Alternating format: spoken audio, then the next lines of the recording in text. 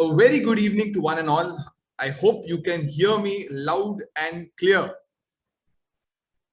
It's a beautiful Saturday evening and the Digital Jesuits are here presenting to you Jesuit Education for Life. Men and women for others. I warmly welcome on behalf of the Digital Jesuits all our Jesuit alumni over here, the Jesuits, nuns, religious, priests, friends and families, our benefactors, and our friends. Well, we are here today for a special purpose. Yes, this is our contribution with regard to 500 years to commemorate the conversion experience of Saint Ignatius.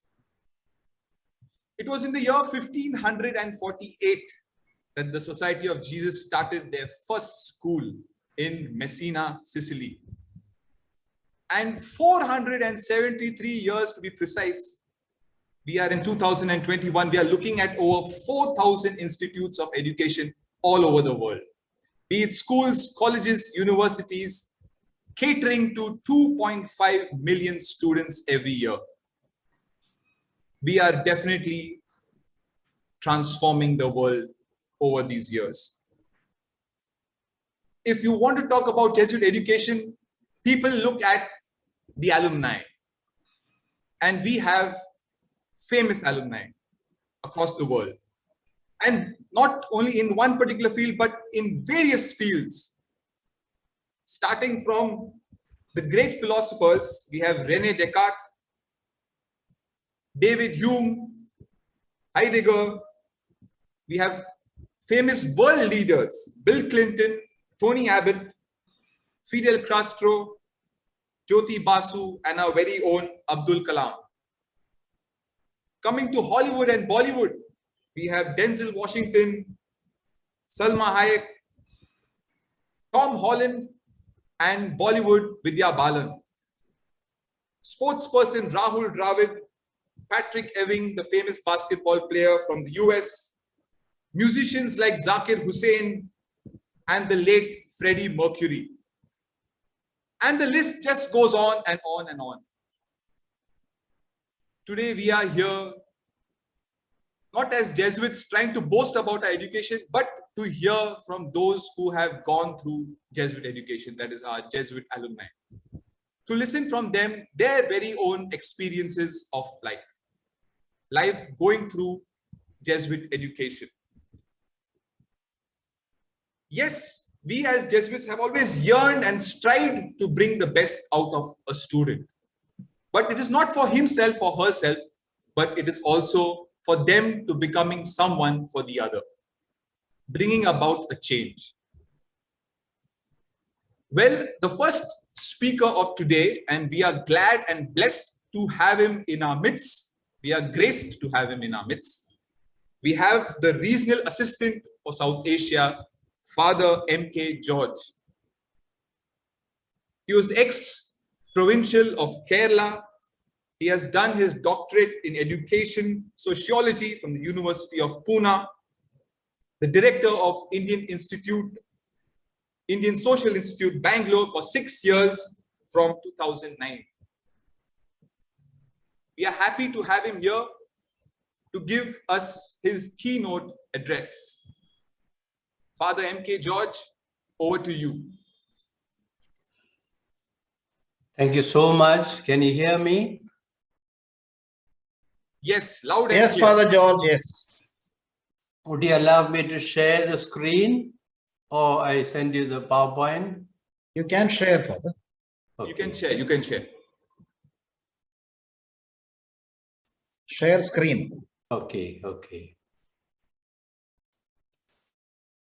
Can you see it? Very much, yeah, yeah. Okay. Okay, my dear friends, I want to greet each one of you and thank the Digital Jesuits for arranging this session and inviting me to be with you. in sharing my few thoughts on Jesuit education for life in a post-COVID world. I have titled it, and I'm very happy to be with Father Sunny, the moderator, Mr. Shintil Kumar, Dr. Devendra Singh, Mr. Sandeep Singh, and Mr. Valentine Borges. And I have already a complaint. Why did the Jesuits forget women? So, because we are men and women for others. Anyway, I hope women will speak up and say, make your presence clear. Now, I want to begin with a personal experience. During the first lockdown in India in March 2020, I happened to be in Jamshedpur, unfortunately in the heavenly campus of XLRI. For those of you who know XLRI, almost 50 acres of greenery, well laid out roads and walkways, gardens, friendly people. Everything was safe for us. But the news around was not good. The stranded migrant laborers, some who are risking their lives to return home, stories of increasing infections. After a while, special trains started running, and some of them being carriers of infection. There was shortage of essential goods slowly creeping in, and people were desperate. But I was among the fortunate and protected ones. But one of those nights, I noticed that the big auditorium in the campus being open and have people moving up and down. Auto rickshaws coming and going. And as curious as I was, I peeped in and I knew what was happening. Volunteers from the XLRI campus were collecting food items and packing them for distribution in the slums and poor locations of the state. I was really touched. I knew in person that the Jesuit education had helped at least some to be men and women for others. Of course, for over 3 months, I was locked down in Jamshedpur. I watched the campus getting involved in food distribution, helping the government to plan relief work, and practicing what Jesuits were always teaching, cura personalis, personal care. They were forming leaders in service. So here is my first assertion. If the COVID-19 virus has taught us anything, it is that the goal of Jesuit education, articulated as forming leaders in service, is more than ever the real and only goal of education, Jesuit education. In fact, any education worth its salt. Our Father General Arturo says forcefully in his new book, Forming Leaders is one of the main challenges of the world. Now, the context makes it all the more urgent. In managing the pandemic, critical observation shows that in dealing with this pandemic, there has been a huge failure of political and other leadership, except for some rare exceptions. I'll take just one example, that is Britain. Writing in New York Times, Sir Samuel Earle wrote about the British experience this way, and I'm quoting, 1,25,000 people died of COVID virus, for which responsibility for the handling of the pandemic was put squarely on Mr. Boris Johnson's door by Mr. Dominic Cummings, his former advisor. One of the highest COVID death rates in the world, worst economic downturn in the group of G7. The country had to impose the third strictest lockdown globally. Story by story, scandal by scandal, Mr. Johnson has been exposed as a slapdash, venal, incompetent leader. But with healthy approval ratings and at the helm of a party boasting an 80-seat majority, his power is assured. It is irrelevant that he is incompetent. Mr. Earle describes the leadership of Mr. Johnson as a dizzying blend of deception, bravado, and self-deprecation. The jarring dissonance that defines his government, at once electorally successful and socially destructive. Now, this is a phrase which is applicable to many other countries, electorally successful but socially destructive. In fact, yet another critical observer wrote this, and I quote, "Studies by political scientists say that countries led by right-wing cultural populists were worst among the performers in tackling the pandemic," unquote. Now, to get back to the analysis of Mr. Earle, in a very sharp observation, he adds, the success of Britain's vaccination program, Britain has delivered more doses than any other country in Europe, has let Mr. Johnson reframe his tragedy as a triumph. But for tens and thousands of grieving families, it comes like a little consolation. I would like you, my listeners, to replace the example of Britain with so many other countries in the world, where you will see that the leaders failed miserably, but with gimmicks and political maneuvering, with strong electoral success, the leaders continue to be socially destructive. And therefore, Jesuit education should focus on political formation. I come back once again to Father Arturo Sosa, our general. He says, and I quote, "One of our greatest current responsibilities is political formation so that everyone may develop a sense of citizenship. We need to do more to form people who are called to public service and who can draw on an experience of Ignatian spirituality. The search for the common good should become our priority.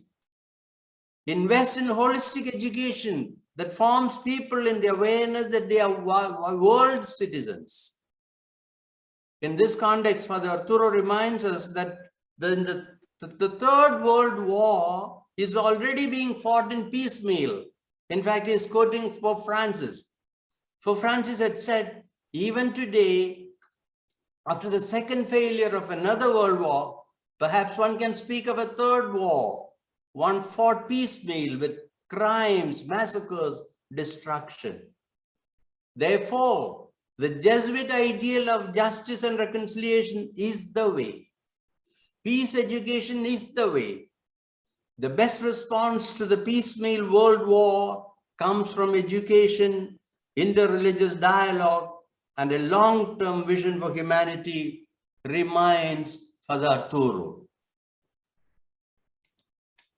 Now, Pope Francis, as a synodal model of church, is creating ripples in the world. Why does he remain a credible leader amidst a whole set of diabolic leaders? Because he's simple, because he loves the poor, because he believes and lives a leadership of service. And to be formed leaders in service, we need to have a critical understanding of the context. We need to critique ideologies. Jesuit education calls us to a critical understanding of the context in which we live. It invites our attention to the dangers of ideologies and our becoming slaves of ideologies. Recent times, we have witnessed the diabolic ways in which ideologies have exterminated millions of people. Who can ever forget how the ideology of Nazism exterminated 6 million Jews, of them 1 million children in recent history? One question we should ask ourselves is how any thinking human mind would again succumb to such ideologies. However, today we see all around the world millions of people becoming slaves of ideology. We have seen how theocratic societies have become murderers. Millions have been murdered. Still, when humanity goes for theocratic states, how do we understand the situation? Think of the conspiracy theories spread all around the world and millions again who swallow them. The reminder of Father Arturo becomes relevant. He says, Jesuit universities can play a role in denouncing such ideologies and help people protect against them. Professors and students should encourage and develop critical thinking. The students should be equipped to unmask ideologies and false ways of thinking that undermine the individual and the society.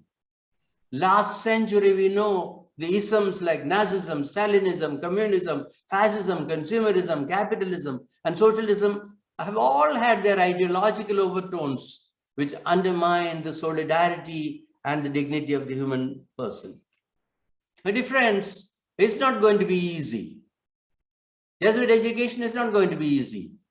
But more than ever, the Jesuit educational goals and pedagogy become relevant, forming leaders in service, engaging in political formation, critical understanding of context, being critiques of all ideologies, and learning to focus on human dignity and human solidarity.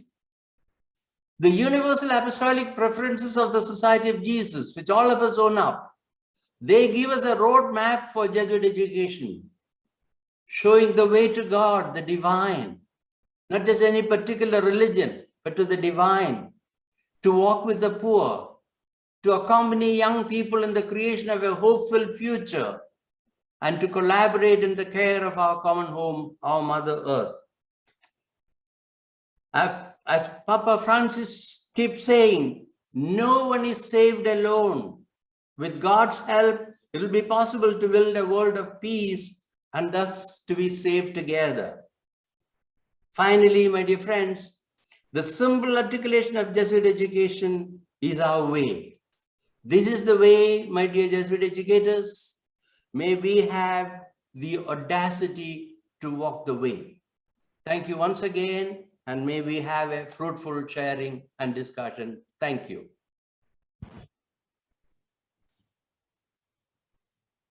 Thank you, Father M.K. George. That was a wonderful insight into Jesuit education and our role in transforming people's lives and making them leaders for the society. Now we come to the crux of today's event, and that is the panel discussion. We have chosen 4 panelists, Jesuit alumni, across the width and breadth of our nation. We have Mr. Senthil Kumar. He's the president of the Jesuit Alumni Association of India. He's the alumni of St. Joseph's College, Trichy. We have Dr. Devendra Singh from Jharkhand. He is the CEO of the Institute of Continuing Education, Research and Training. He's the alumni of St. Xavier's College, Ranchi. Mr. Sandeep Singh, Sales and Operation Manager at Green Lantern Engineering Private Limited, the alumni of St. Joseph's Indian High School, Bangalore. Mr. Valentine Borges from Mumbai, the alumni of St. Xavier's College, and he is the part of Muktangan Education Trust, playing an important role in the research and science department. He is also the visiting faculty at St. Xavier's College and Institute of Communication. We gladly welcome the 4 of you, and we are happy that you are ready to share your experiences of Jesuit education, how exactly it has transformed you in your life. And bringing it all together, we have our moderator, Father Sunny Jacob. He is the assistant for mission and identity with the Secretariat of Jesuit Education Specialist, Educate Marges, Ireland. No better person for today's event. The one who's going to anchor our program today, our moderator, Father Sunny Jacob. Over to you, Father Sunny. Thank you. Thank you very much, Joshua, and thank you very much for Father George for putting us in perspective. You have really challenged us, Jesuit education, and you have set actually a huge responsibility for all the educators of our Jesuit schools, forming men and women for others in the present context, especially as a post-pandemic period. It's a great challenge. I appreciate all our panelists, esteemed panelists. 2 of them were Mr. Senthil Kumar is the current president of JAI, and Dr. Devendra Singh was the former president of Jesuit Alumni Association of India. Very well experienced people, and the rest of them also are our alumni, and they are experienced in the topic which we have placed before. Before I hand over to them, let me remind you, especially for the audience who are here. In 1973, Father Arupe, former general of the Society of Jesus, addressed to a group of Jesuit high school alumni in Valencia in Spain, that's in 1973, where he articulated the purpose of Jesuit education, that is making men and women for others. Today, our prime educational objective must be to form men and women for others. Men and women who will live not for themselves, but for God. Men and women who cannot even conceive of love of God, which does not include love for the least of their neighbors. Men and women completely convinced that the love of God, which does not issue in justice for others, is a farce, he says. We have been able to perceive the serious injustices which are building around the world of men and women, a network of domination, oppression, and abuses, which Father George articulated in the current context specifically for us to reflect. And I'm sure this panelist will come out with their own experiences, and we will have an interactive session on this aspect. Father Arupe says to all of us, to begin with, let us note that these dichotomies are differences of stress rather than contradictions of ideas.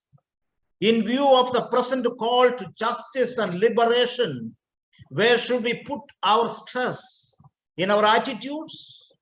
Is it in our activities or our lifestyle? Where? Then he says, he challenges us in 1973, as Father George just placed before us. In 73, he challenged us.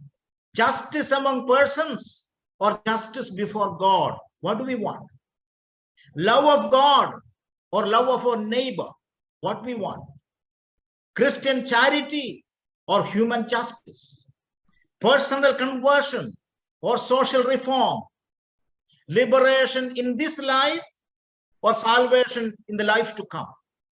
Development through that inculturation of human values or development through the application of scientific technologies and social ideologies. My dear friends, we have the alumni. Alumni are actually the integral part of our educational system.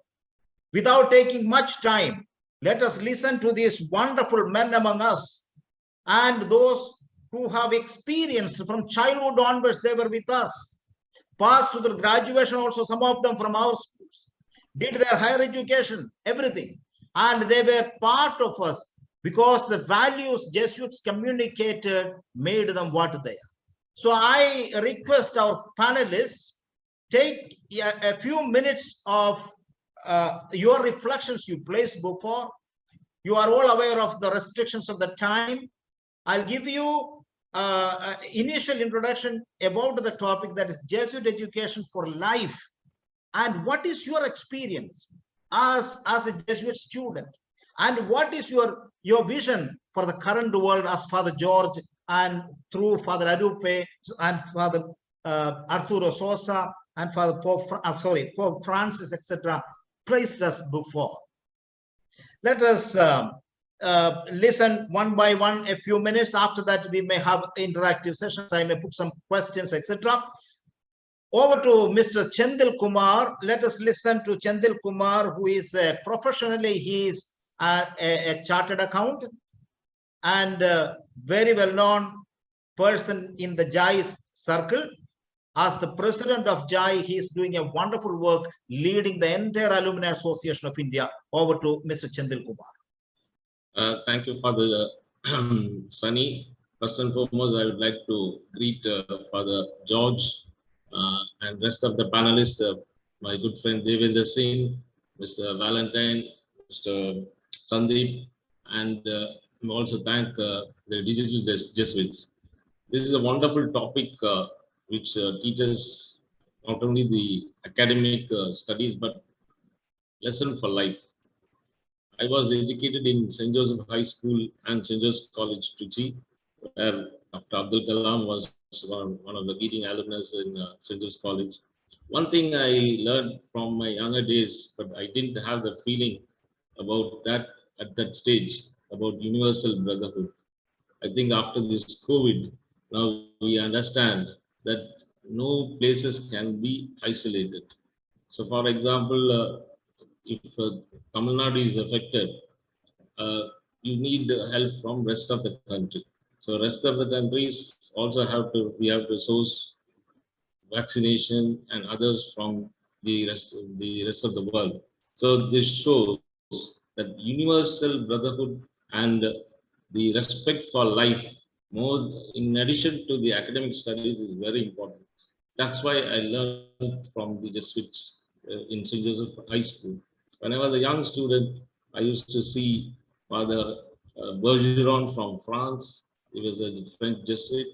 Father, um, uh, there was another father from Ireland, and most of the principals were educated in Sorbonne University, France.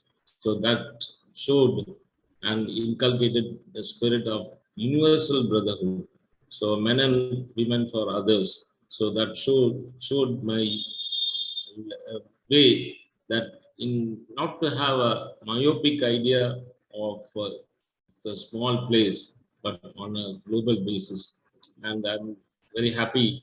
Many of our Jesuit alumni have been doing wonderful services in this COVID pandemic, like helping migrant workers, giving them food, material, and more importantly, the Jesuit Alumni Association is also collaborating with the Jesuit Resource Hub in establishing a sort of a call center, and probably later on we'd like to convert it into a sort of a help center for anyone who wants help during this pandemic.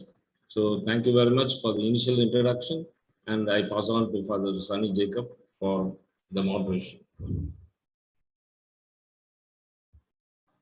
Mr. Chandalji, you brought out that very, very important aspect. I think you put us again in perspective in talking that universal brotherhood is the crust of our existence. In fact, we cannot be separate entities. We are all an extension of the other. That's what the idea you are bringing. Wonderful. Let's listen to Mr. Devendra Singh. If you can briefly put up the highlights, what you feel as a Jesuit education, and what is your vision?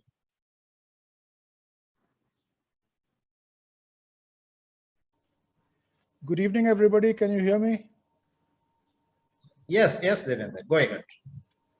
So let me first try to keep it very, very simple. And I think that makes it more interesting as well. Let me tell you about myself and my family. My father was a Jesuit student from St. John's in Ranchi, and I studied in St. Xavier's School for 11 years and St. Xavier's College for 5 years. But I very proudly say about it that I was never allowed to pass out of my school. I still keep on visiting my school as regularly I used to visit when I was there. And then later, when I got married and I had children, me and my wife decided to put our children also into St. Xavier's, the school that I had visited. And this way, I can very humbly tell you that my family has an association with the Jesuits for the last 68 years. 68 years might not be the age of a lot of people who are participating today over here, but that is the length of our association with the Jesuits. About the Jesuit system of education, let me tell you, there is a saying in Hindi, "Mare bina swarg nahi milta hai," which means that you have to die in order to get heaven, which also means that you have to lead by example, without which you will not be able to dissipate and teach what you want to give. And that is what has been the philosophy and ideology of the Jesuits. They have lived with it, they have shown examples, and that is how they created men and women like us. The Jesuits gave me the opportunity to lead the alumni nationwide in India, as well as to demonstrate our great work globally with the World Union of Jesuit Alumni. So any amount of words will not fill up my thanks for the Jesuits for what they have given me in my life. About the philosophy that I found the Jesuits to be working on in school, When I attended school, we had the Belgian and Austrian fathers, which were followed by the Malayali fathers in Ranchi. And they had a wonderful team of teachers who were our mentors. So the selection of the right people at the right place and creating the team who can build men and women for the others is the crux of the Jesuit system of work. Putting the English language as primary would always make you a global citizen, and every single Jesuit school, whether vernacular or otherwise, teaches English, which means that you are creating global citizens. Provision of international journals, encyclopedias, international history being taught, and the world geography being taught in all Jesuit schools and institutions also shows how much our concern for the world is.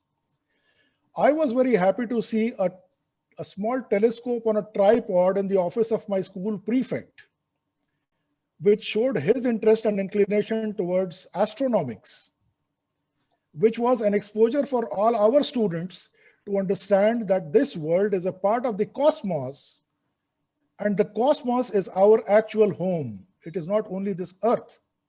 So whatever we think and do, whatever we think and plan, we do it for our world here and the larger world in the cosmos. One example of morality that I would like to tell you is we had Father Victor Rosner, who used to show us English movies in our theater. That was a 60 mm projector, and these English movies invariably had some kind of kissing scenes or a pre-sexual scene. Right when the scene was supposed to come, Father Victor Rosner used to stand up in front of the lamp of the projector and made sure that that scene was eliminated from our vision, while he was also narrating the story of the movie to us to make it a better understanding. At that time, we used to hoot in the hall and ask him to move away. But he never shattered his thoughts, and he made sure that we pick up the right morality while we are still learning and enjoying the movie. Having said all that, what should be our role in the world today as Jesuit alumni? One, we must always be determined to call a spade a spade. Two, we have to stand up in our own respective professions and vocations and do the best, perform to the best of our capabilities, and set good examples for people at large. Three, we have to make and we have to dissipate and share an opinion of ourselves, about us, about the society, about the community, and about our families. Four, we have to pursue and continue to spread righteousness in the world. If we go for these four virtues, I think we make the world a better place to live in collectively. Thank you. Thank you. Thank you, Dr. Devendraji. You brought again your personal experience you brought into in the Jesuit educational experience which you went through. And very many points you brought out. And one of them is making a global citizen. Giving a global perspective in the classroom is so important. In fact, tell you, that is one of the identifiers of Jesuit schools of the 21st century. And you have brought out. And also another area which you, I think, brought out for our reflection is that there is no compromise on competence, but we need to create people of conscience, compassion, and commitment. Let's welcome Mr. Sandeep Singh for his initial remarks. Over to you, Sandeep Singh ji. Good evening, everyone. I hope I'm audible. Yes. I'm an alumnus of St. Joseph's Indian High School, Bangalore. Good evening, and I feel really privileged to be a part of such esteemed company. And good evening to all the attendees as well. I hope all of you and your families are doing well in these turbulent times.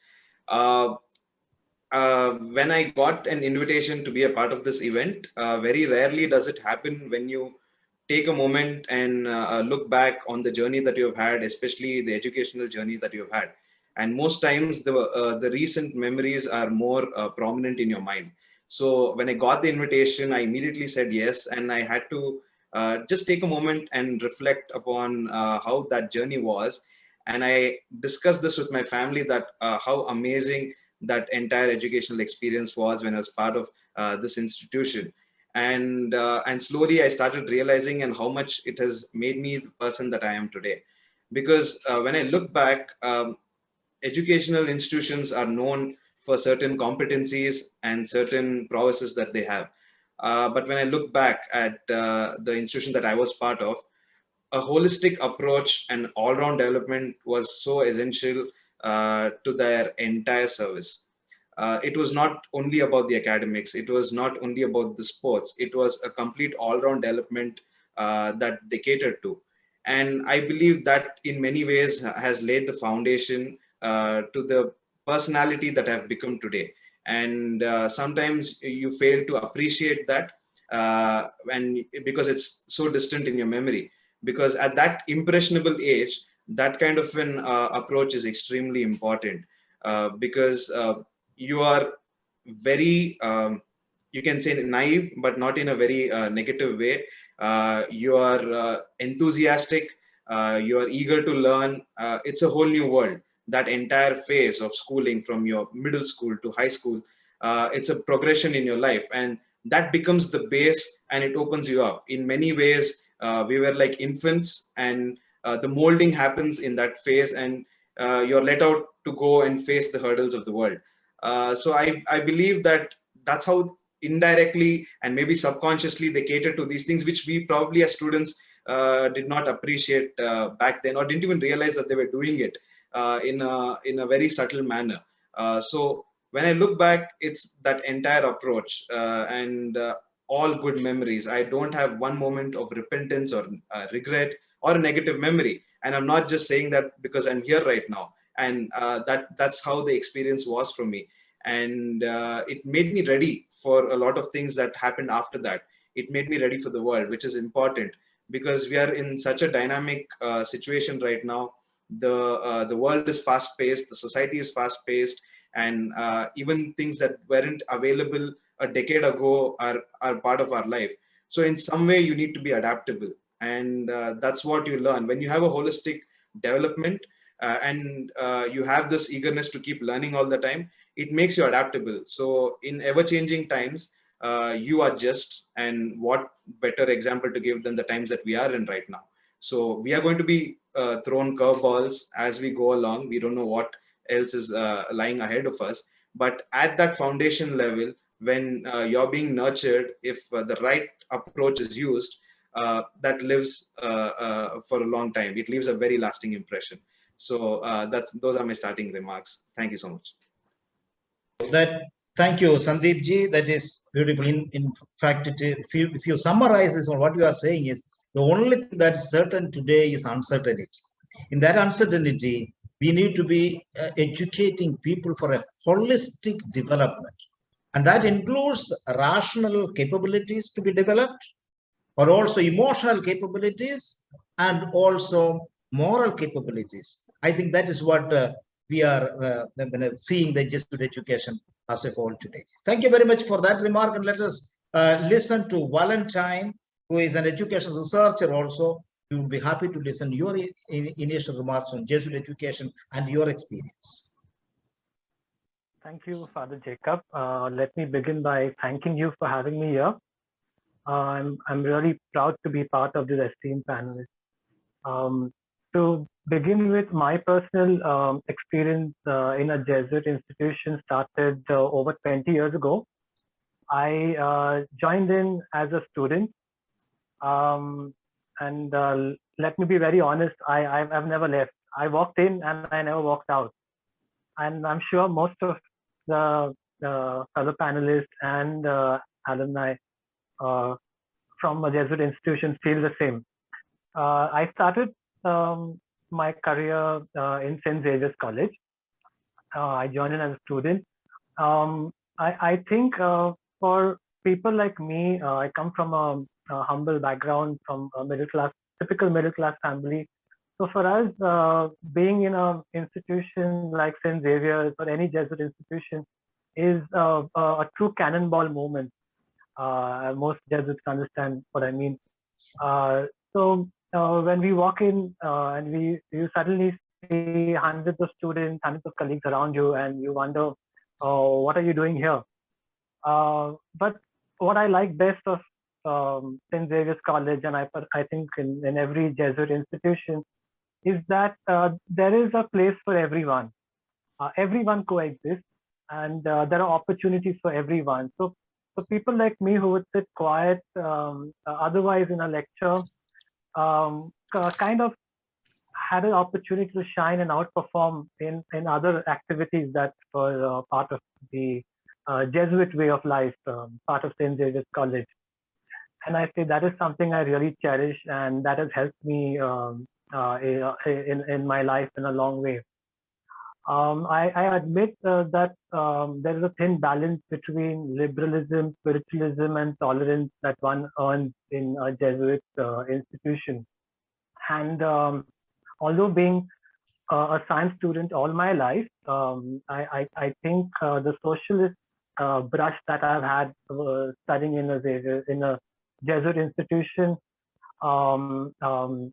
has taught me to coexist and to accept people from other walks of life and from other thought processes as well. What I like best about studying in an institution like St. Xavier's is that it's accepted. It's fine that you have an opinion. My teachers, my colleagues accept the fact that you can have an opinion where it may differ from theirs, but it's fine. And like Dr. Devendra said, call a spade a spade. I think Xavier's provided me that platform. And also the socialist brush that I had being in a Jesuit institution for 20 years and more has shaped my career as a researcher. So I work with Muktangan. We are primarily into education for the marginalized, and a lot of my research is influenced by my experiences in Xavier's and the people whom I worked and I studied with in Xavier's. So I really thank the Jesuit institution for that. Thank you. Thank you, Valentine. You spoke from your heart. It's very clear that it is very much emotionally you experienced the Jesuit education. And one of the points which you said is we learn in Jesuit education to agree to disagree. We all have different opinions. None of us is poor, perfect. None of us poor means there is Howard Gardner says nobody is useless, perhaps useless. We all have our own opinions. We accept. I may not agree with you 100%. That's what you learned in Jesuit education, and therefore you got developed a perspective, whether it is socialist or whatever it is, accepting people. That's what you are saying. Very good. Thank you very much, and let us move towards. I just ask the panelists a few points for your own further reflections. And I'll start with Father George. In the introductory remark, he talked about the current context and especially the need for leadership. And that gives not only about the people to become leaders, it's also giving the responsibility for the Jesuit institutions to create more leaders who think critically. And all of you are aware the NEP today, New National Education Policy, talks about critical thinking as one of the components, one of the key principles of education policy. I ask all the panelists, what is your response and how do you see today is in a complex world, especially this pandemic has played the role of an X-ray, showing us what exactly is behind the curtain, what we cannot see, it has been shown to us. So in the situations of this sort, where Father George placed us very well and articulated so much to reflect for us, I ask Devendra Singh, what is your take on what Father said, quoting from Pope Francis, quoting from Father General and so on, the need for good leadership that is responsible to the society, samajik pratibadhata we call, no, social responsibility, socially responsible people. How do you look at that? And could you unmute and speak? Yeah. Once I happened to go through the list of careers that are available in the world, and I saw a list of more than 7,500 different types of careers. When you talk of leadership, is it only the political leadership, or we are talking about leadership in your own profession, vocation, or whatever you want to do in, you excel? In my opinion, whether it be the Jesuit education at the primary level, elementary level, school level, college level, or the professional level, what we are actually trying to do is give opportunity to people to explore yourselves. When you explore yourself, you try to find out what exactly you are good at.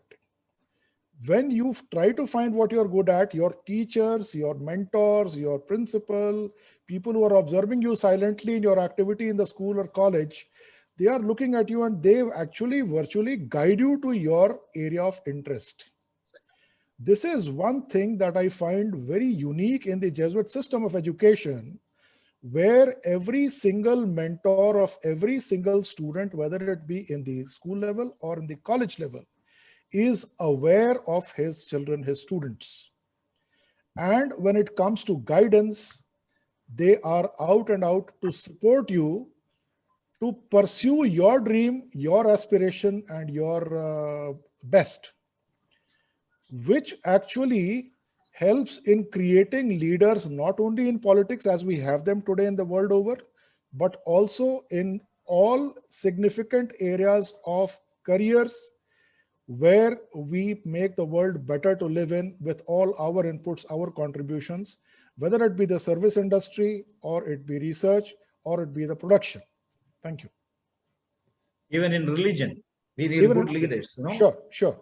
Very good. So you brought out that point. Mr. Chandil Kumar, I just ask you one question. That is, in your own experience, you are St. Joseph Trichy, how does your institution encourage and support the development of students? As just now, Devendra also said, in various aspects, multi-layers, no? All our talents and capabilities developed.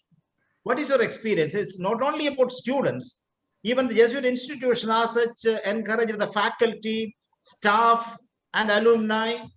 What is your experience?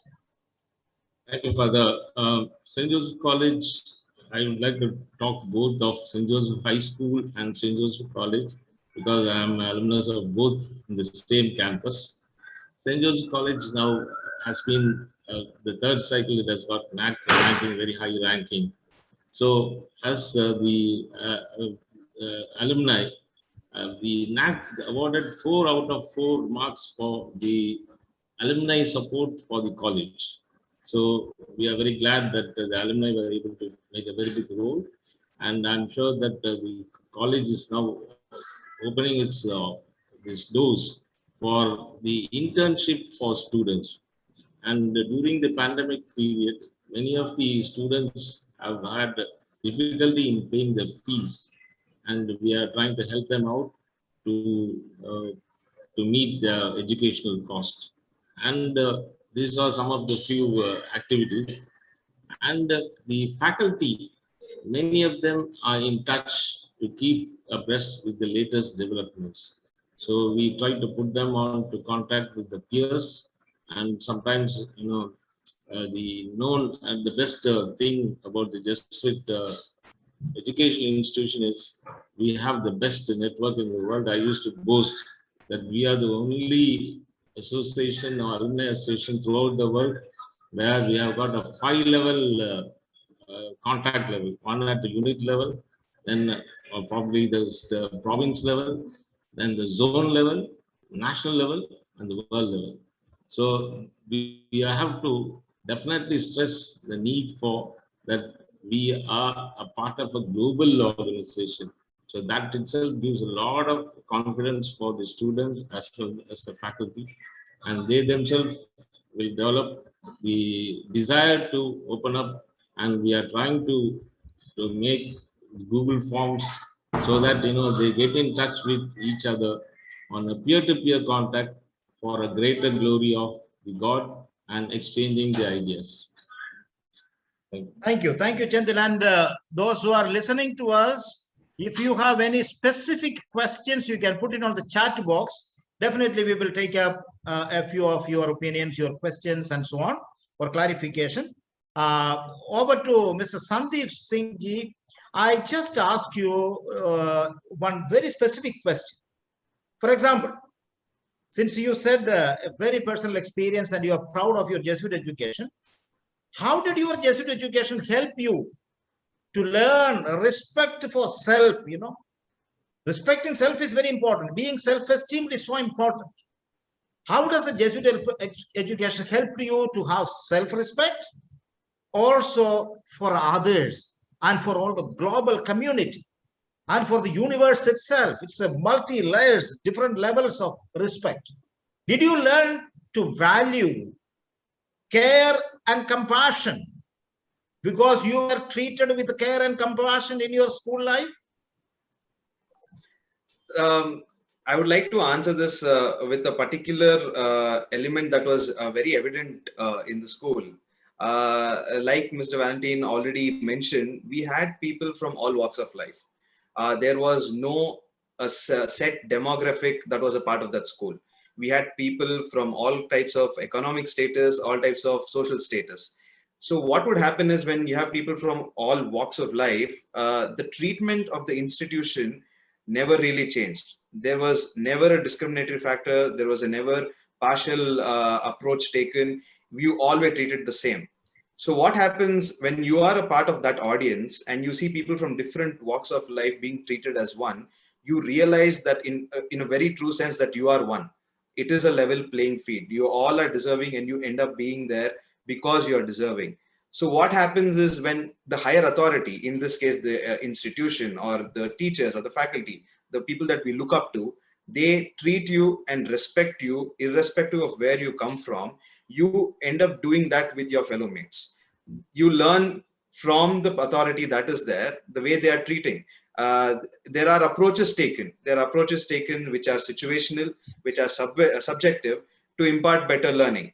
But when it comes to treatment, it was definitely a very equal approach that was taken. And that stayed with me for a long time, because people there had different situations that they were a part of, that there were personal hurdles that they were going through, and it could be financially or anything in terms of even competency. Not everybody was capable in the same way in the class. So what would happen is if there was a distinction, a differentiation of any kind, that would probably leave an impression, because I would like to come back to that point again. It is a very impressionable age, these educational years.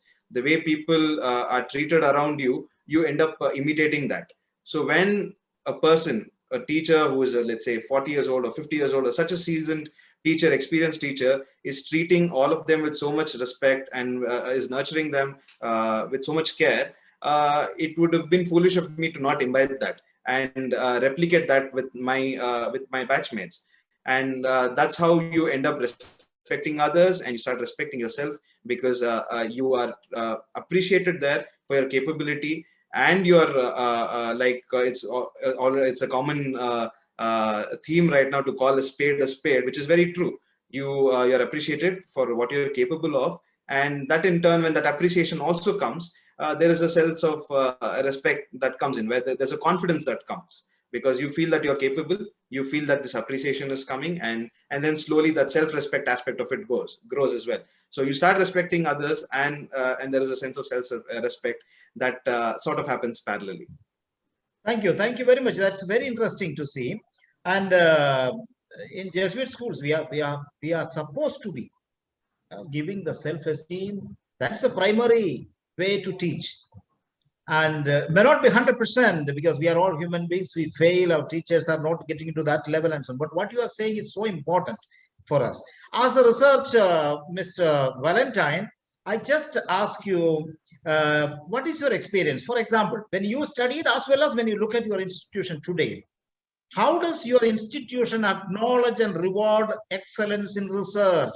Suppose, there was an atmosphere of research encouragement in your schooling, in the whatever level it is, for the students as well as the teachers and so on? Number one. Number two is, how does this contribute to the flourishing of your intellectual and moral life? And when I say yours, it's not only for you, you can expand it to the students as a whole also, but starting from your own experience. So the first point I'd like to make is that my teachers and my seniors, they always played to our strengths.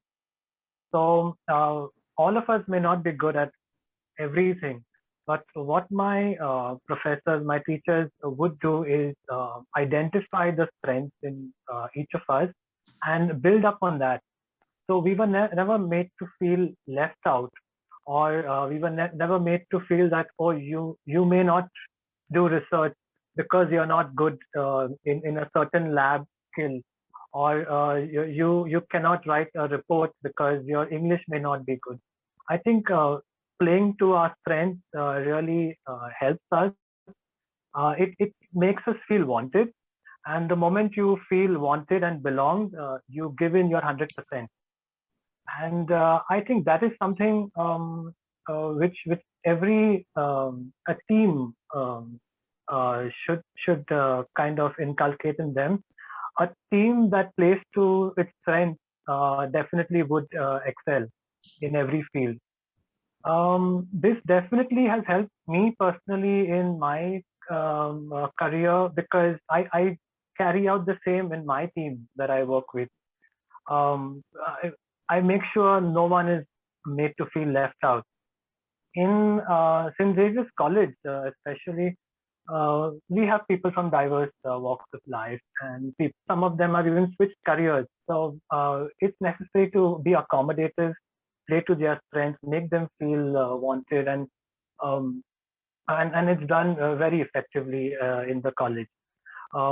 To build up a research acumen, we have something called as the honors program.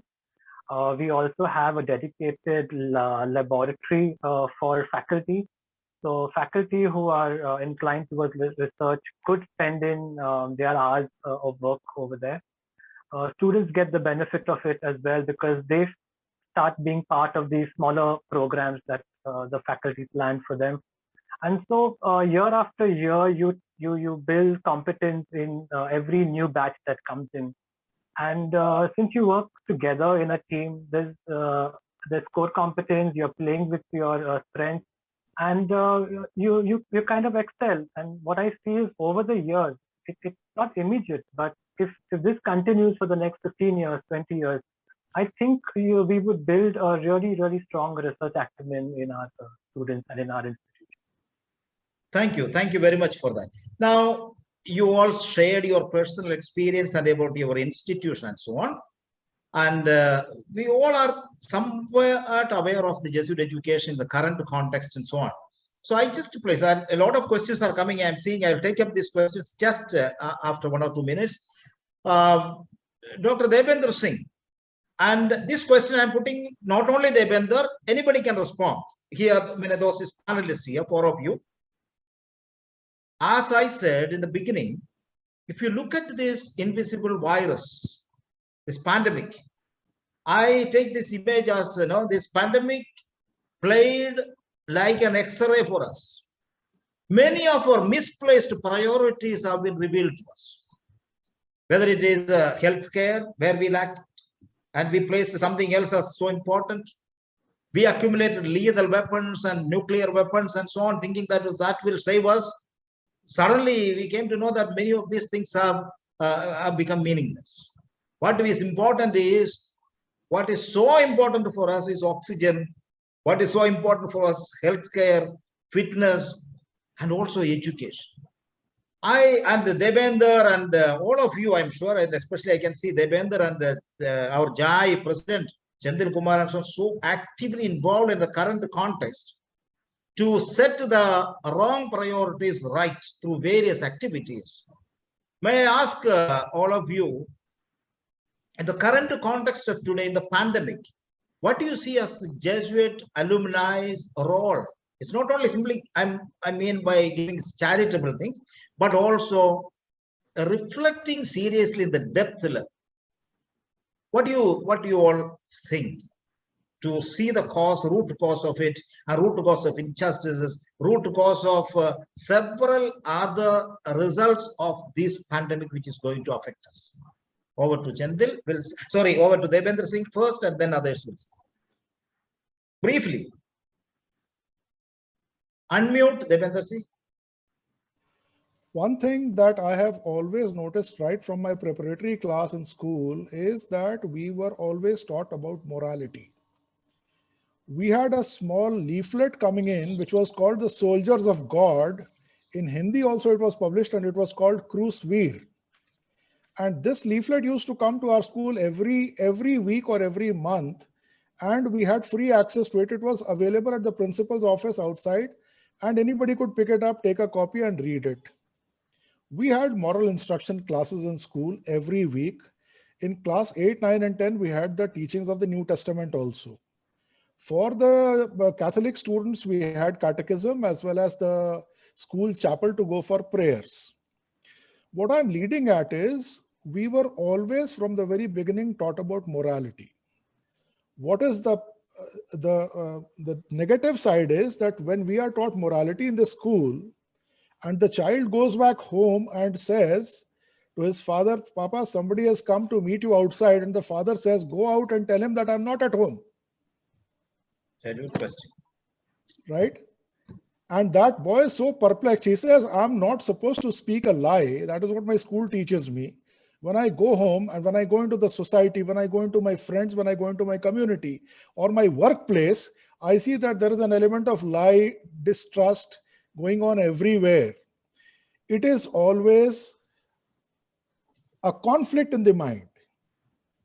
This is the conflict which is prevailing throughout the world today. Righteousness versus greed. Thank you. So as Jesuits, as Jesuit alumni, we have to bring back the world to the righteousness path, to the morality path, and away from greed. I'll give you an example of Sant Kabir. He used to live in Allahabad, Banaras, and a king happened to visit him with a lot of problems because his sons were not cooperating with him. And he asked for relief from Kabir. The person who had guided him to Kabir said that you ask Kabir for something to accept as a gift.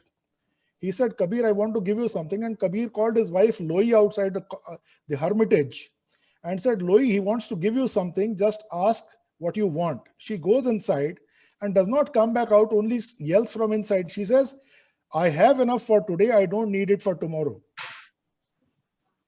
We will see what happens tomorrow. But the problem now in the world is that we are planning about the day after, the year after, the centuries after, as if we are immortals. That is where the crux of the problem is. Yes. So we have to teach children a righteous way of looking at things and practicing that righteousness. Anybody else among you? Anybody just briefly before we move to the questions? Number of questions have come. Yeah, I would like to add to this. Sorry, sir. So, Senjal, sir, please continue, sir. I would like to supplement what Dr. Devendra Singh mentioned. I think as alumni, we have been taught from the younger days by the Jesuit fathers not to have a myopic idea, which I wanted to repeat on. We have to be global citizens. And especially with the pandemic, as Father Sunny Jacob said, many of the countries were thinking about nuclear arsenal, but they were missing they're having a chink in the armor about the ordinary thing of oxygen. So now we have a wonderful opportunity that we have a combined experience. For example, Bokaro, they have been doing wonderfully well with the filling up of oxygen cylinders. Now Loyola College wants to have a plant within the campus to help the general public to have oxygen.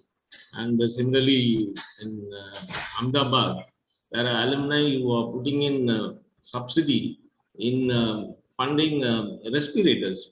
And one of our alumni has got the license with the NASA license to manufacture ventilators. So our ultimate thing is, through our education, we have been inculcated to have a networking. So we should develop that and we should strengthen it. I think jointly, the single hand will not make a noise. Both the hands makes a noise.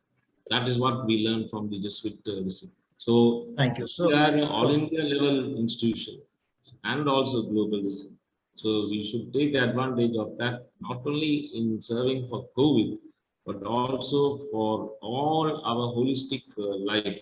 So that's what the alumni association will also, and for example, I would like to appreciate that even this thing, he made a lot of help for the Afghan war victims to have a reconstructive surgery. Very difficult, especially with dealing with the Afghan, with the political, diplomatic relationship, hats off to him. So similarly, we are also trying to have a network of leadership, as Father George was saying.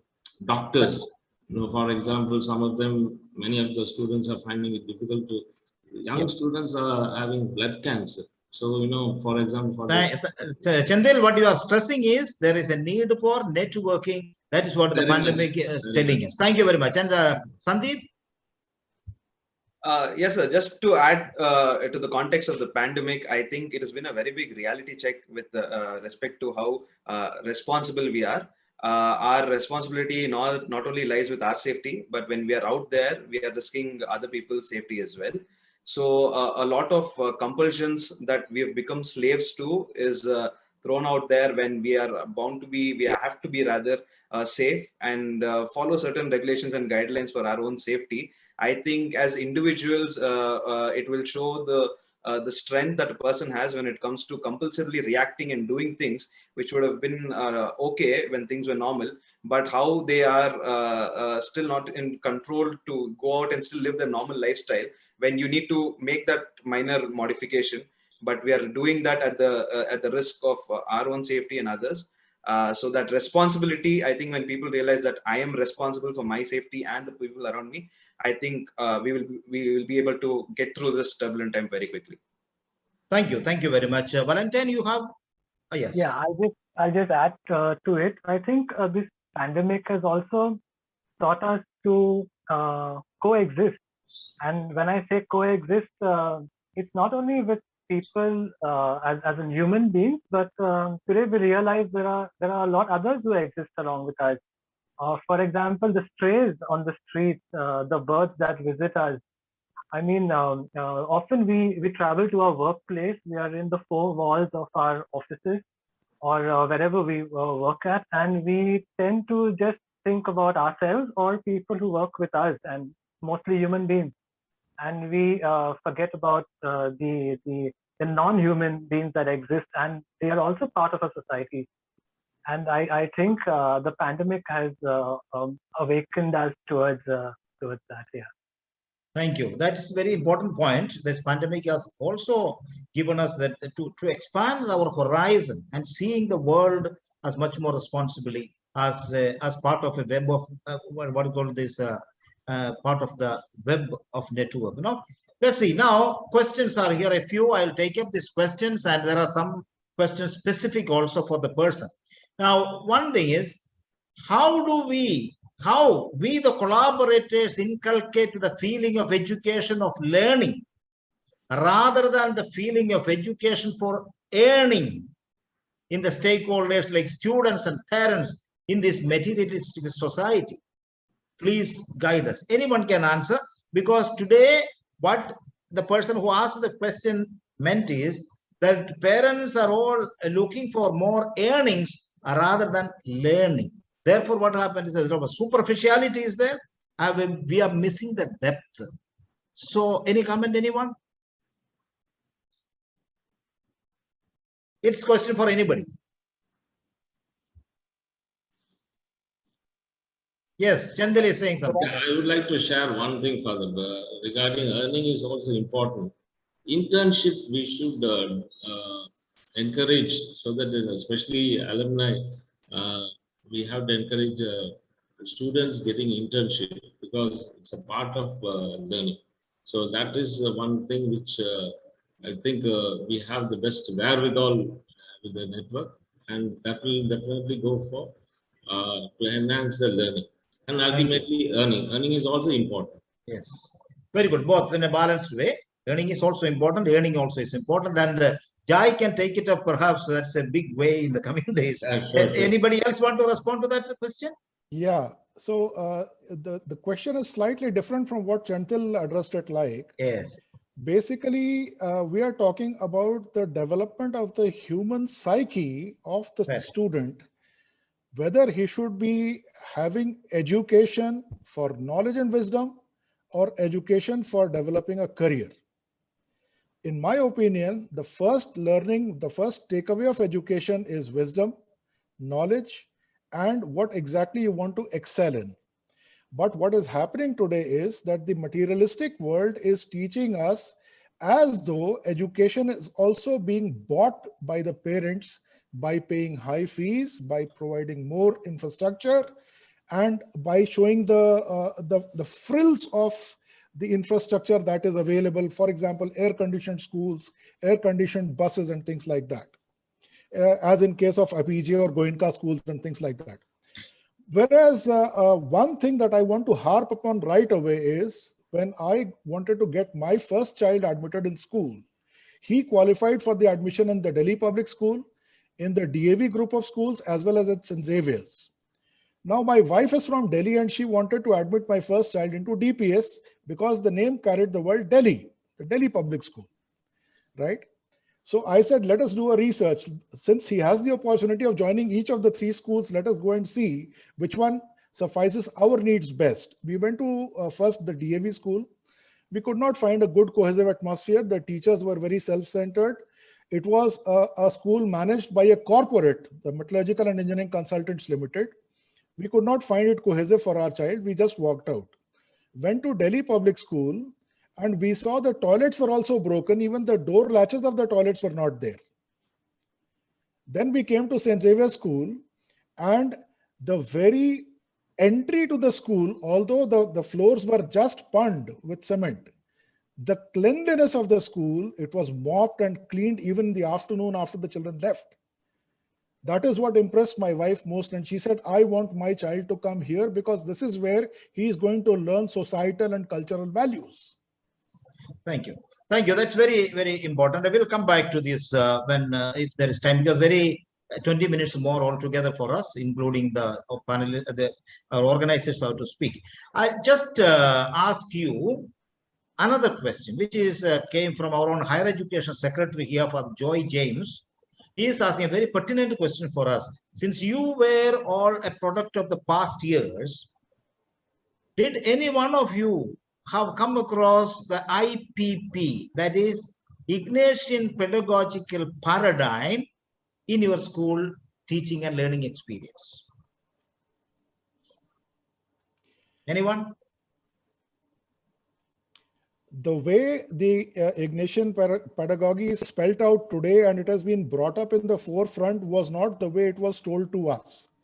It was always a passive learning of the pedagogy, and we were following certain principles that were laid down by the Jesuits, but not exactly defined to us that this is what we are doing. As of today, what we have is a very rational approach to everything. And I tell you that now that we are doing the Adhyayan research also in all the Jesuit schools for maintaining the quality standards in the silver, gold, platinum, and international, I have been a part of those two exercises, and I find that the Ignatian pedagogy is a part of the Adhyayan package itself, where it has been very clearly laid out. And when the student representatives, the teacher representatives, the principal and management of the school are all expected to know and spell it out. This was not the case when we were there. Thank you. At least you have some. Sandeep, and you see, I ask you also, Valentine, please, you say, because there is, I had the last question, if you remember, I had given to you, just send that one. That has come from Swibert already. So I am asking that question to you. Swibert was also for the former higher education secretary, and our good friend, he's asking, rather than always, this looking at the cozy side, the positive sides, patting our own back, that education was fantastic, etc. What do you see?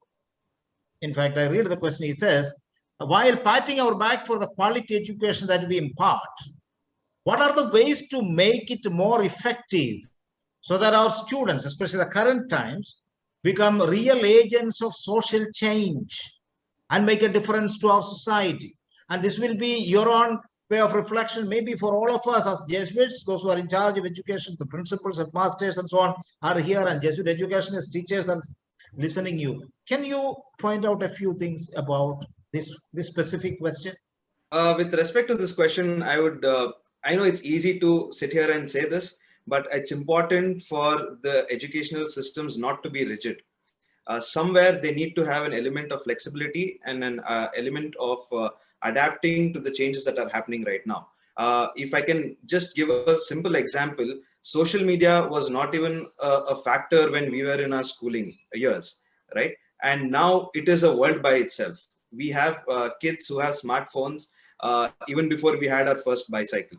So in this age right now, I think the importance of talking about the pros and cons and the highs and lows of a topic like social media needs to become a part of the curriculum. It's not about bashing social media or showing it in a negative limelight. I'm all up for social media because it is building up, is giving an opportunity to so many entrepreneurs. There are so many successful enterprises that are functioning because of this element. But that is a world by in itself. And when you have a young mind who is in that world alone, I think it's important for it to have some kind of a guidance that what is happening, because it's very easy to get carried away with all the trends and all the things that get viral, and this cocoon of self gratification and self worth that is being questioned all the time. It is important for them to understand what this medium actually is and give them the right guidance or speak about it. When you don't speak about something which is relevant right now, they will try to figure it out themselves in ways that might not be actually productive for them. So that's just a simple example that needs to be maybe spoken about right now when they're in that phase. Thank you. Thank you for that clarification. Valentine, do you have anything to add to that one, your own reflection, or I will move to the next question? So I'll just give one suggestion. What I feel right now is we are a very exams and marks driven society. The education system relies a lot on examinations and a lot on an academic score. And I think it is time now to move to a more skill-driven form of education, wherein why can't marks be accompanied by a description of what skill sets the student or the child has built as he progresses from one grade to the other. I think if the examination system is kind of either complemented or completely replaced with a skill-driven system, it will make more sense and produce 21st century global citizens. Thank you. In fact, the National Education Policy talks about one of the key principles of the NEP is to replace the rote learning system which we are following to a conceptual based education system. I hope that will be really come through, and then multiple intelligence based education, so they're proposing. Hopefully this part will be taken care of, especially the Jesuit value called cura personalis will come into play. Now, one question here is very important, addressed to all panelists. Anyone can address, and it's very, because I put up beginning itself, Father Arupe has placed before us that two conflicts, whether is only creating intellectual monsters or compassionate human beings. So the question here is, in what ways can Jesuit education institutions in today's market world or consumerist world set apart from the students to be citizens who are compassionate and concerned about the most marginalized society, especially in India, the tribals, the Dalits, differently abled, transgenders, etc. Anyone?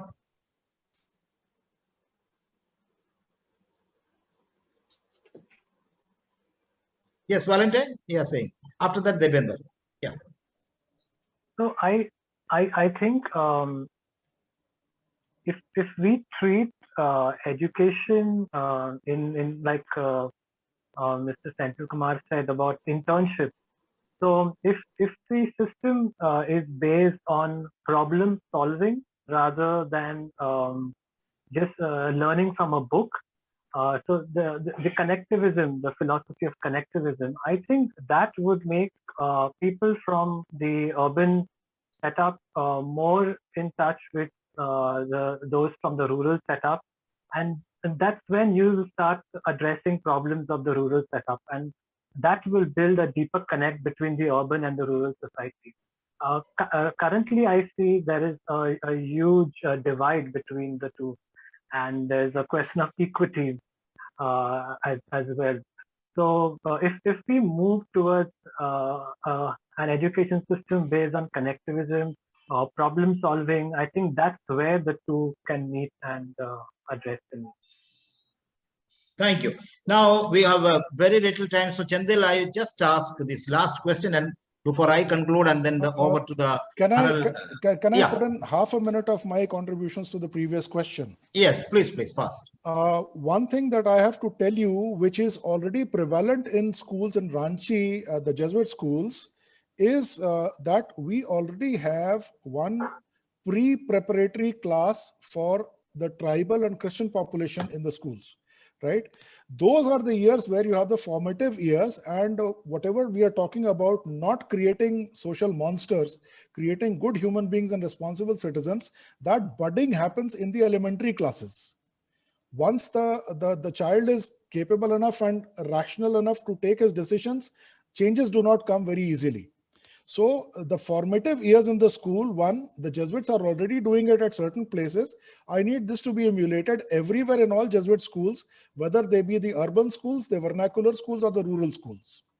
So if you can imbibe the local marginalized strata and population that Father had just pointed out, including transgenders and everybody else, and give them an equal opportunity of having Jesuit education in Jesuit institutions from the elementary level, then it will definitely make a change in the next 20 years in the society.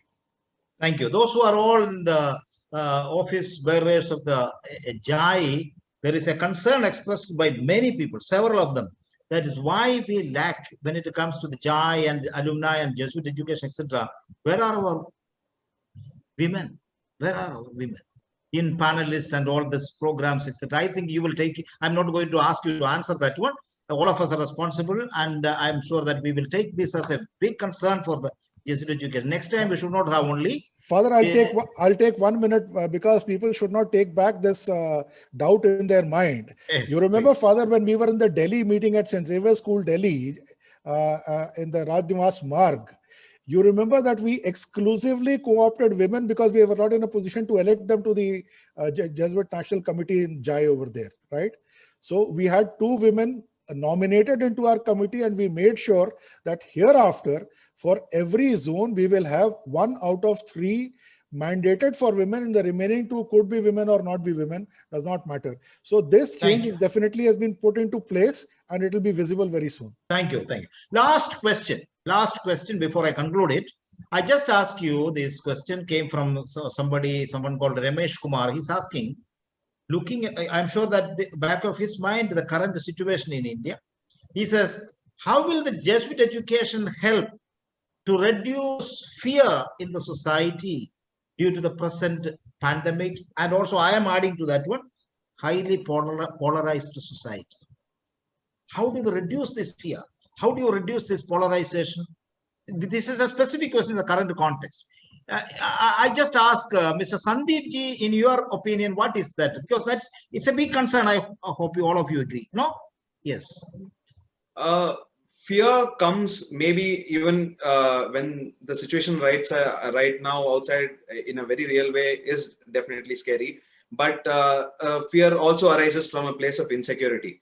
So I believe that when, again, I think I go back to that first statement I ever made in the beginning, a holistic and approach when it is made, you make people, you nurture people in such a way that they have an all-round development. They need to believe in themselves. They need to have the skill sets to adapt in every situation. And even if not even thrive in that situation, at least survive that situation. You do not want people to have, there's a lot of talk about how there was a mental pandemic where people had a lot of emotional issues, a lot of psychological issues during this pandemic, apart from the virus itself. So what happens in such times, you need to be strong for your families, you need to be strong for your colleagues, for the teams that you're in. For that to happen, you need to have a stable platform, which can come only in the formative years, and that learning that you get slowly evolves. That platform needs to be set at those formative years, and then the individual can build on that. If the platform itself is shaky, then that progress would happen very slowly, and by the time it happens, it might be even too late. So when the approach is a holistic approach, then there is a tendency to deal with whatever a situation you are put in. Even if you can't thrive it, at least you will learn how to survive it. Thank you very much. And I'm sure that this is a very, very fruitful discussions and sharing all of us have. I just ask all of you briefly, don't take long time, don't take an explanation. Just the current situation of the Jesuit education and in the context where we are all living in. What is your advice to the Jesuit institutions, people who are responsible like us, people who are responsible in the schools, institutions, etc.? What will be us, looking as an alumni, I'm asking you, what would you want to see the Jesuit schools, and what would be your comment or opinion or your suggestion for all of us? Briefly. Let's start from Valentine, maybe. So I would say I would like interconnectedness amongst Jesuit institutions. When I say that, I mean we are spread globally all across the world. So why can't someone sitting at home in a city like Mumbai, or even in a tier 2 city like say Palghar or any other place in Gujarat, avail of a course, avail of a degree from another university or another school or another college? So to connect Jesuit institutions on one platform and offer interdisciplinary studies. Yeah. Thank you. That is a very important point. Chendil, what is your comment for all of us? I would like to supplement Valentine's suggestion, and Jai is also now contemplating to have a lot of webinars so that we have a group, we have a pool of intellectual among our Jesuit faculty and students, so that already we have a network that will go to enhance that. So I think definitely many of our institutions can collaborate on inter-province or intra-province or throughout as a pan-India or even on a global level. So more of collaboration and networking. That's what you are suggesting. Sandeep ji, just briefly, because lack of time, already organizers are, I'm sure that they are looking for. I would like to second what Sendil sir and Valentine sir said. We need to make use of these online platforms, build about the networking collaborations, and learn from each other's experiences. It's simple. Very good. Devendra, you have any specific thing? Yes, very crisp. I have just 3 appreciations from my side for the Jesuits, and the appreciations that I have must be continued in the Jesuit system of education. That is what I want to tell you. 1, please, every Jesuit institution remain unadulterated. Do as you are doing, and you are doing a great work. I have 68 years of experience with you, although my age is only 57, but then I have to tell a lot about it. Second, please imbibe the latest in the education and technology, but simultaneously keep the ethics, morality, culture intact and growing in all our institutions. Thank you. The third, let us continue to teach faith, selflessness, and service above self to the coming generations also. Thank you very much. Thank you very much. And I see, for your information, we have we had earlier Ratio Studiorum, then we have characteristics of Jesuit education, we have IPP and so on. Now we have come the 21st century Jesuit education document, which specifically identify our Jesuit education with 10 points. With that one, I'll conclude. Whatever you shared will come into this, and we are going to implement it in all our schools in the coming days, training our teachers and so on. Number 1 is, we are committed to create a safe and healthy environment for all.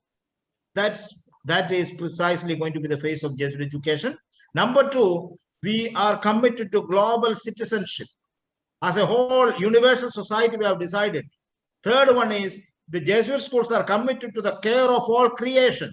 You have brought that point very well. Fourth one is, Jesuit schools are committed to being new in dialogue with other world views, other cultures, other religions, etc. Jesuit schools are committed to justice. That's the 5th point. Number 6 is we are committed to being accessible to all. Equity and inclusion will come there. Jesuit schools are committed to interculturality, which many of you brought out in your language at that time, whatever you have learned. 8th point is Jesuit schools are committed to being a global network. Just now you concluded with that advice for all of us, that we have taken it seriously. And Jesuit schools are committed to human excellence. All of you have said very clearly that part of holistic development and so on. And finally, Jesuit schools are committed to a lifelong learning. My dear brothers, my dear friends, my dear teachers, the companions, the JAI, and all the co-panelists, you wonderfully brought out all these aspects and made us to excel in our commitment. Thank you very much for being with us in this evening. I'm sure that all of us profited a lot from your wonderful reflections and experience. Over to Joshua. Thank you. Thank you, Father Sunny. Thank you to the panelists. Well, Digital Jesuits do appreciate your suggestions that you put in with regard to a female panelist. And we would like to tell you that we did approach 2 female panelists, but because of time constraints, they also couldn't say, they couldn't commit to come for the event today. So we would like to kind of apologize to all of you for that, and we will do remember that in our future events. Well, I would now like to call upon Swarnava Hathi. Swarnava Hathi is the student of law in St. Xavier's, Kolkata. He is not a Jesuit, but he is a collaborator of the Digital Jesuits, and he is a part of our organizing team now. Swarnava Hathi, over to you for the vote of thanks. Thank you so much, brother. As we have come to the end of the panel discussion on Jesuit education for life, forming men and women for others, foremost, I thank Almighty God for giving us this day and also making this webinar possible by bestowing His grace and blessings. I am obliged to thank those people without whose support and guidance this webinar would not have been possible. I would thank very specially Reverend Father M.K. George. Out of your busy schedule, you wonderfully described as to how Jesuit education should create a politically critic character and explained as to how we should be critic of all ideologies and go ahead together in becoming, in the words of Pope Francis, a multilateral world rather than a multipolar world. This in a way set the tone for our discussion. I can't thank enough Reverend Father Sunny Jacob for becoming a wonderful moderator and dropping in your insightful reflections while moderating the event. If we take all those reflections and compile them, that alone becomes a fruitful discourse in itself. And thank you, Father, for also making us aware the 10 new goals of Jesuit education. Now, coming to our esteemed panelists, I thank every one of you for making time out of your busy schedule and enlightening us with your valuable insights. Thank you, Mr. Chenthil Kumar. You spoke about how the values of universal brotherhood and respect for life is certainly the primary goal of Jesuit education. Thank you, Dr. Devendra Singh. As you very nicely mentioned, your half a decade long relation with the Jesuits and your commitment towards this system. And also you laid down the global vision as to how the JAI should work. Thank you, Mr. Sandeep Singh, for explaining us how carefully the Jesuits form and mold the students to make them ready for the world in a holistic way. And lastly, thanks to Mr. Valentin Borges, you told us as to how there is an opportunity for everyone alike in a Jesuit education, and the unique aspect as to how it helps us to get adapted to not only different people, but also different cultures. And in a particular way, as it is customary, we can't thank enough Xavier Institute of Management and Reverend Father Joshi, the animator of the Digital Jesuits, by providing us the interface and the Zoom link. Thank you, Father. And this webinar would not have been a success without the wonderful audience from all over the world and from across the length and breadth of India for actively participating and coming up with important questions, which surely have enriched our webinar. We from the Digital Jesuits thank every one of you for your immense cooperation, and we are sure that this webinar has enriched us all. We wish to have you on board for our upcoming events as well. Until then, stay safe and stay well. Thank you all.